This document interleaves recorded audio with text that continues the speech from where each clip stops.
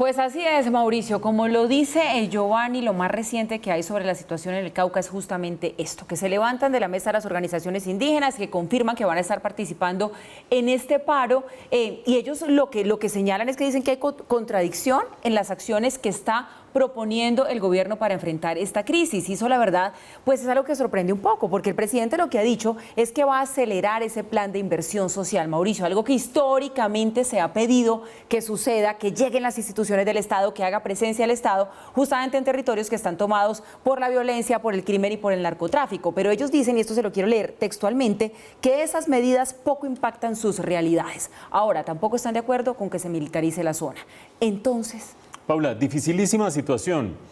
Uno diría que el paquete ideal es el paquete que reúne elementos de seguridad, elementos de desarrollo económico y elementos de sustitución de cultivos. De acuerdo. Porque en realidad ahí está el problema, en el fondo, en los cultivos ilegales. Por lo tanto, promover, darle más recursos, darle más dinamismo a la sustitución de cultivos, ayudar en toda la economía regional y en la economía indígena y campesina, y adicionalmente meter elementos de seguridad.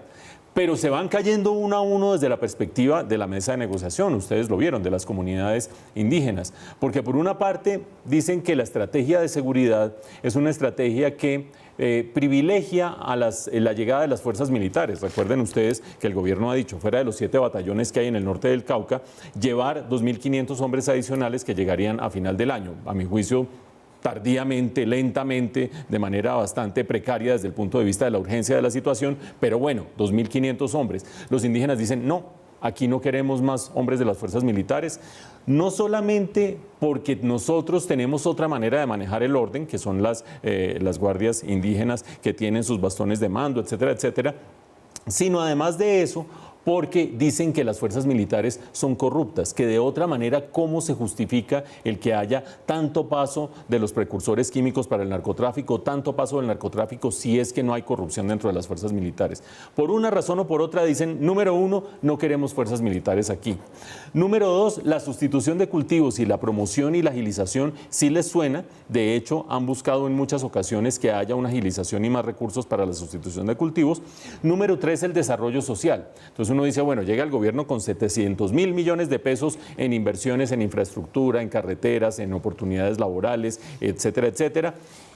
Pero los indígenas le dicen, por una parte, eso viene de tiempo atrás, acuérdense de la minga de abril. Eso está prometido desde la minga de abril y viene desde antes y se van remontando un paro tras otro hacia atrás. Ustedes se acuerdan que cuando se dio la minga en el mes de abril, nosotros hicimos un recuento de los múltiples paros que ha habido en la comunidad indígena en el suroccidente del país y evidentemente son promesas tras promesas que no se cumplen y dirán, bueno, me vuelve a prometer 700.000 millones, vaya usted a saber si sí o si no. Y de allí viene esa reflexión acerca de esto no es suficiente para cambiar la situación de estos territorios y de estas comunidades.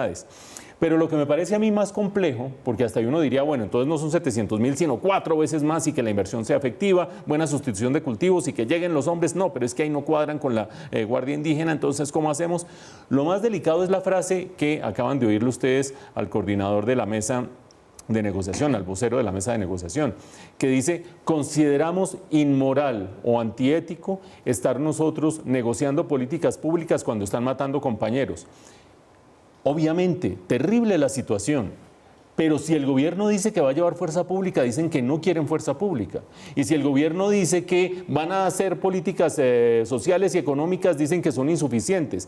Y si en medio de todo eso el gobierno dice, bueno, entonces ¿hacia dónde más nos movemos? Dicen, nos movemos a pararnos de la mesa y nos vamos al paro el 21 de noviembre.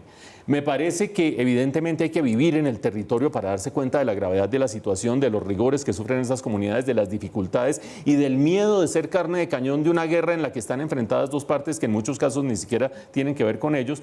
Hay que estar en esos zapatos, hay que estar en esas alpargatas. Pero hay que tener muy presente algo, que la propuesta del gobierno, cuando es desechada de esa manera, no me interesa la seguridad, no me interesan tampoco las políticas públicas, deja al Estado totalmente maniatado a la hora de buscar una negociación.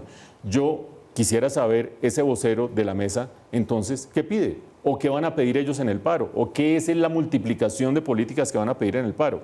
Creo que el gobierno jugó unas cartas altas pretendiendo que en esta partida se saliera adelante, y esas cartas altas han sido rechazadas por las comunidades indígenas en una situación complejísima en que no quisiera uno que le tocara tomar decisiones.